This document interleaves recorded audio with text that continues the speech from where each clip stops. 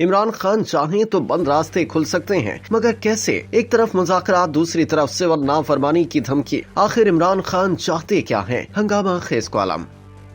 Column نگار عرفان اطہر قاضی نے اپنے کالم میں حکومت اور پی ٹی آئی کے درمیان مذاکرات پر تجزیہ پیش کرتے ہوئے عمران خان کو آڑے ہاتھوں لے لیا۔ وہ لکھتے ہیں کہ بانی پی ٹی آئی کا مسئلہ یہ ہے کہ انہیں ہر بات وقت گزرنے کے بعد سمجھ میں آتی ہے۔ ان کی شخصیت کا یہ پہلو ہمیشہ سے ایک سوالیہ نشان بنا رہا ہے کہ وہ اپنی ناک سے آگے کبھی کچھ نہیں دیکھتے۔ ان کے خیر خواہ کہتے کہتے تھک گئے کہ خان جی جان دیو گل مذاکرات ول آن دیو، لیکن خان اپنی ضد پر اڑا رہا، خود بھی جیل گیا اور اپنے قریبی ساتھیوں کو بھی زندان میں ڈلوا دیا۔ جو باہر ہیں آئے روز درجنوں مقدمات میں پیشیاں بھگت رہے ہیں۔ آخر احتجاجی سیاست سے ملک و قوم یا پی ٹی آئی والوں کو کیا ملا؟ قوم کا وقت برباد کیا، ملکی معیشت کو اربوں خربوں کا نقصان پہنچا کر دیوالیہ ہونے کے دہانے تک پہنچا دیا، پھر بھی سکون نہ ملا۔ احتجاجی مارچوں دھرنوں کے باعث عام آدمی کی زندگی اچیرن ہو کر رہ گئی کہ ہم تباہی و بربادی کی ایسی کھائی میں گر گئے جہاں سے نکلنا محال ہو چکا ہے۔ کالم نگار کے بقول خان نے ملکی و بین الاقوامی حالات کا ٹھیک سے تجزیہ کیا، نہ ہی خطے میں تیزی سے رونما ہونے والی تبدیلیوں کے دورس منفی اثرات کے بارے میں کبھی سوچا۔ خان سے یہی تو ہمارا اختلاف رہا ہے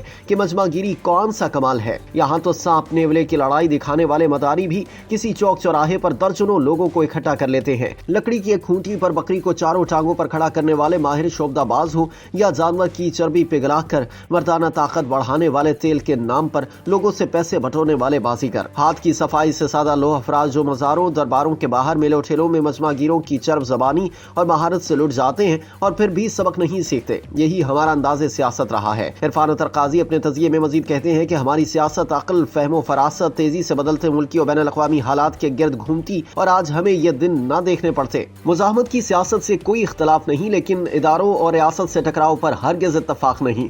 بات منوانے کے بھی کوئی ڈھنگ ہوتے ہیں۔ سیاست میں اتنی گنجائش تو رکھی جانی چاہیے کہ بات بگڑنے پر کوئی دوسرا اسے سنبھال سکے۔ آپ نے تو کسی کو بھی کہیں کا نہیں چھوڑا کہ حالات نے اب اس ڈگر پر لا کھڑا کیا ہے کہ پی ٹی آئی کے ہر کارے کبھی بڑے مولانا صاحب کی طرف دوڑتے ہیں تو کبھی محمود خان نچکزئی کا ہاتھ تھام لیتے ہیں۔ آخر بات نون لیگ کے اسپیکر قومی اسمبلی کے دروازے تک جا پہنچی۔ کالم نگار نے مذاکرات پر تجزیہ پیش کرتے ہوئے ایک بار پھر عمران خان کی طرز سیاست کو تنقید کا نشانہ بنایا کہ دیکھتے ہیں کہ اونٹ کس کروٹ بیٹھتا ہے کہ کوئی بات بھی یقینی طور پر نہیں کہی جا سکتی کہ آپ کب کس وقت یو ٹرن لے کر مذاکرات کے دروازے بند کر دیں۔ کاش متوقع بین الاقوامی تبدیلیوں میں آپ کا کردار ملکی سطح پر تسلیم کیا جاتا۔ امریکہ پر سازش، مداخلت، حکومت گرانے کے الزامات لگائے اور اسی عطار کے لونڈے سے پھر دوا بھی مانگ رہے ہیں۔ سعودیہ آپ کو مشکل وقت سے نکال سکتا تھا، وہ دروازہ بھی بند کر دیا۔ چین سے معاملات کی کوئی صورت دکھائی نہیں دیتی۔ قبلہ و کعبہ اسٹیبلشمنٹ ابھی تک آپ کے نشانے پر ہے۔ عرفان اطہر قاضی مزید لکھتے ہیں کہ نوجوانوں میں نفرتوں کے ایسے بیج بوئے کہ جو نسل در نسل پروان چڑھنے والے تناور درخت بنتے جا رہے ہیں۔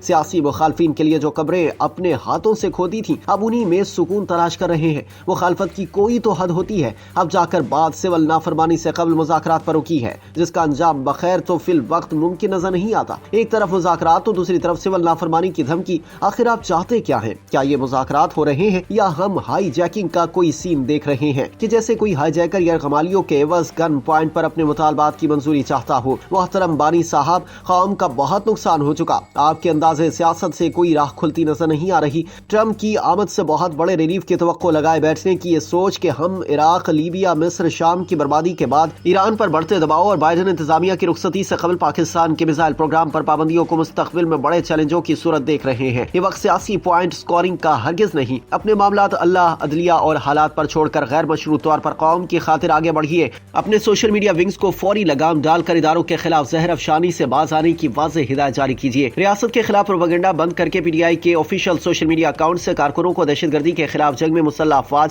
سیکیورٹی فورسز کے ساتھ اظہار یکجہتی اور عسکری قیادت پر بھرپور اعتماد کا اظہار بھی ایک احسن اقدام تصور کیا جائے گا۔ اگر ممکن ہو تو ایک قدم اور آگے بڑھتے ہوئے افغان طالبان، کردم T T P, B L A سے تعلق رکھنے والے فتنہ الخوارج کے دہشت گردوں سمیت جو بھی ریاست کے خلاف کھڑا ہو واضح طور پر کہیں کہ ہم اس کے خلاف ہیں۔ کالم نگار کا دعویٰ ہے کہ بانی پی ٹی آئی اگر خلوص نیت سے چاہیں تو بند راہیں کھل سکتی ہیں۔ خود کو فیض حمید کے ملٹری کورٹ ٹرائل سے بالکل الگ تھلگ کر لیں۔ باعزت اور پروقار طریقہ تو یہی ہے کہ قومی یکجہتی اور بدلتے حالات میں اپنی انا نہیں قوم کو درپیش سنگین چیلنجوں کو مد نظر رکھتے ہوئے ایسے تمام عناصر جنہوں نے کسی بھی مرحلے پر ریاست، فوجی تنصیبات اور شخصیات کو نشانہ بنایا یا ایسی کسی سازش منصوبے کا حصہ بنے اور بیرون ملک سے سوشل میڈیا کے ذریعے ریاست پر حملہ آور ہونے والوں سے ہر قسم کا تعلق ختم کرنے کا اعلان مذاکرات سے قبل خیر سگالی کے طور پر بہترین حکمت عملی قرار دی جا سکتی ہے۔